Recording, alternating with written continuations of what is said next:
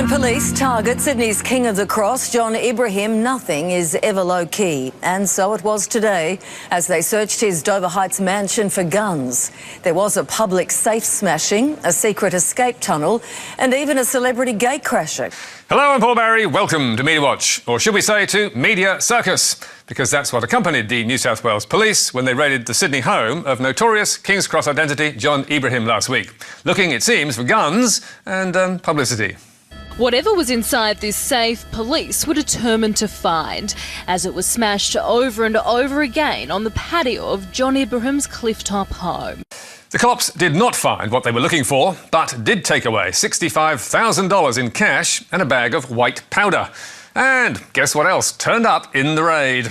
I came to pick up some Versace jackets. Yes, Kyle Sandilands, king of Sydney FM radio, rolled up in his Bentley to visit his mate, whose nickname, Teflon John, reflects the fact that charges against Ibrahim never seemed to stick.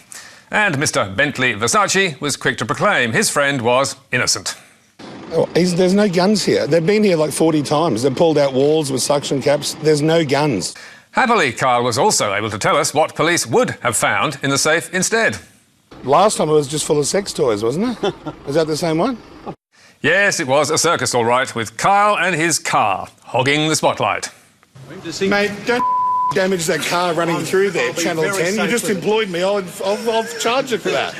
Channel 10, under new owner CBS, has indeed just employed Kyle in the unlikely role of judge as part of a week of one-off programmes later this month. And if the audience like what they see, they'll vote to keep Kyle and his court on air. So, what is he offering up? It's sort of like a Judge Judy thing, but it's called Trial by Kyle. And what sort of cases will Justice Kyle be deciding? Maybe some girl got a tit job and she wants to sue her doctor because it's a botched job. Sounds classy. And Kyle will have expert legal minds to advise him. If there was like the Comancheros going up against the Finks and there was a problem between two bikie gangs, I'd ring my mate John Ibrahim and say, now, in this situation, John, what would I do? Okay. So, should 10 be nervous about his return? Annette Sharp, writing in the Sunday Telegraph, says yes, adding that Sandilands has no legal qualifications and has no filter for what is obscene and offensive.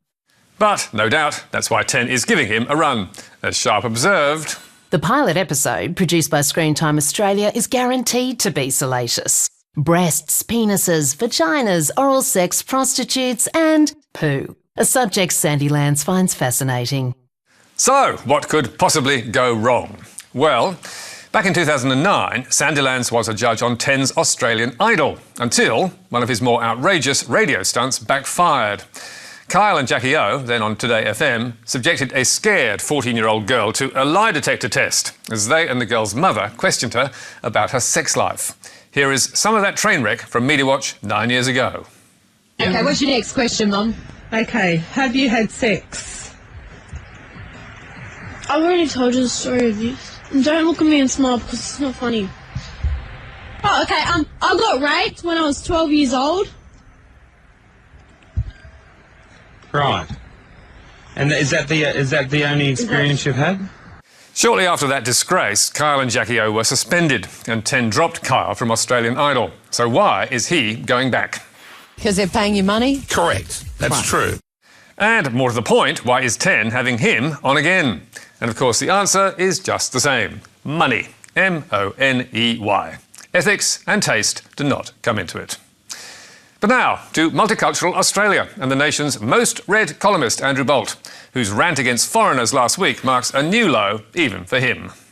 Unity lost to the new tribes. There is no us anymore, as a tidal wave of immigrants sweeps away what's left of our national identity. Another 240,000 foreigners joined us last year alone, not just crowding our cities, but changing our culture.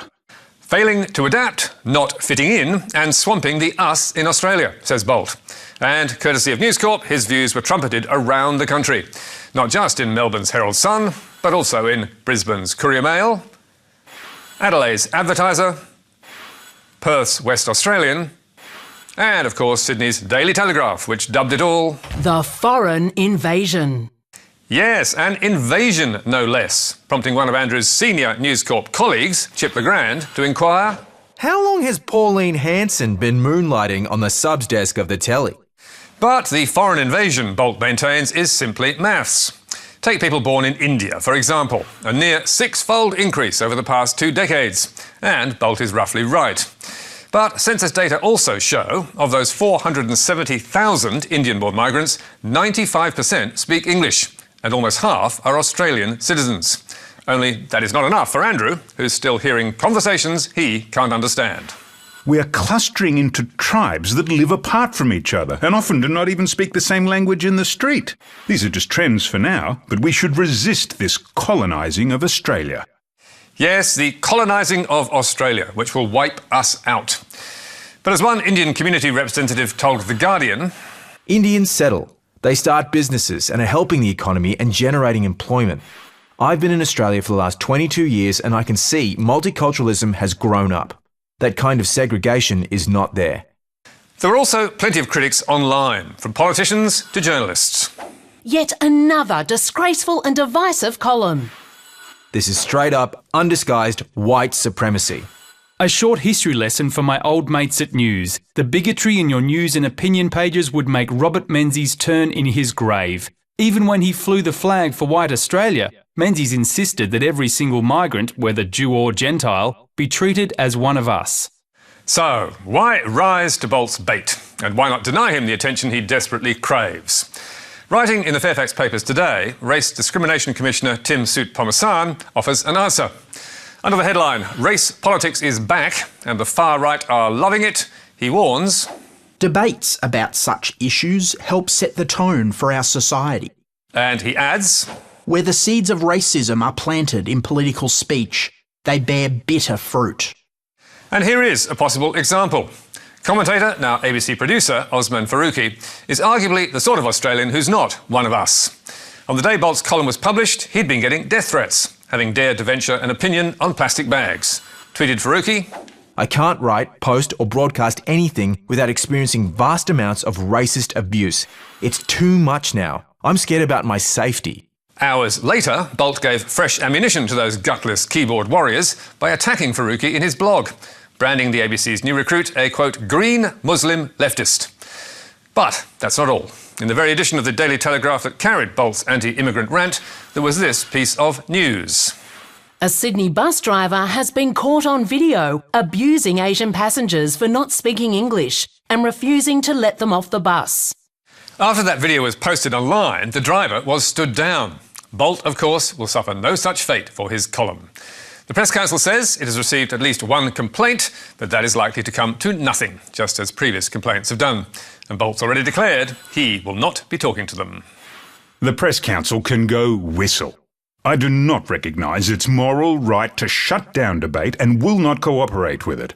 No official body should interfere in the exchange of opinions that distinguishes us from a tyranny or a flock of sheep. Fair enough. It's a free country after all, and Bolt has a right to express his views, however toxic they may be. But why does News Corp choose to give them such a prominent platform when their effect, if not their intention, is to stir up hatred? Especially with this last line. We should resist this colonising of Australia, while there is still an us who can. But now, let's go to something far less contentious, which is Stamp Collecting Month. Don't tell me you've forgotten. Well, maybe that's because you've not been watching Win News in far north Queensland, which has been all over the story, and Australia Post's new reef stamps. The Great Barrier Reef is one of the 7 wonders of the world and a premier tourism destination.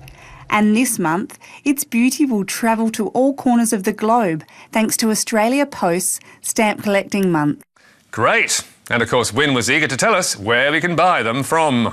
The Reef Safari series will be available from the 1st of August, and the best place to buy them is, of course, your local post office.